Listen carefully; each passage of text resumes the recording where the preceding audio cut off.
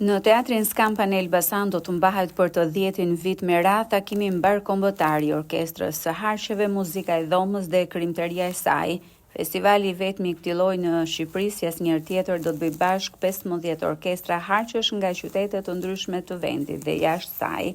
Eventi, i cili tashmë është kthyer në traditë, vit pas viti merr përmasa edhe më të mëdha, ndërsa muzika klasike kërkon gjithashtu një publik të përzgjedhur. Drejtori i Qendrës së Artit pohon se ky festival e vendos Elbasanin në një tjetër dimension artistik. Atëherë, kur ky festival ka nisur,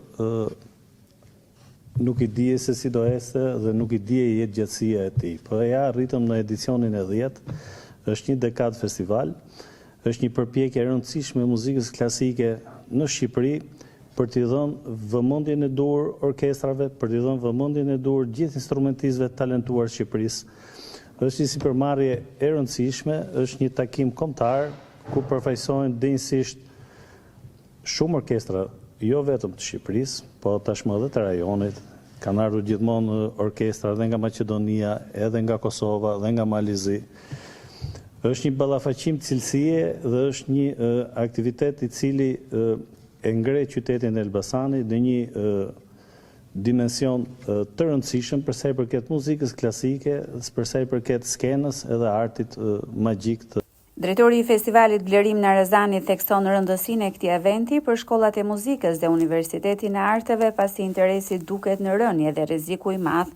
Të rënies së ndjeshme të numrit të nxënësve, çka do të bëj, do të ndikojë për keq ose negativisht për shkollat artistike, jo vetëm për shkollat e mesme, por edhe për Universitetin e Arteve në ditën në vazhdim. E ngrej zërin që këto formacione në qytetet kryesore që kanë shkollat mesme muzike të bëhen profesioniste.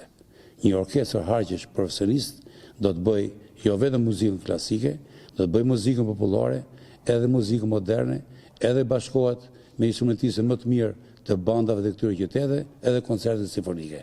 Prandaj insistojmë, ky është misioni jonë me Qendrën e Artit, me Bashkinë e Elbasanit e me gjithë artistët në Elbasan. Për 3 net me radhë festivali do të mirëpresë orkestra dhe ansamble nga Elbasani, Tirana, Durrësi, Shkodra, Vlora, Fieri, Berati dhe Ulqini, ndërsa mbi 200 artistë do të ngjiten të performojnë në skenë.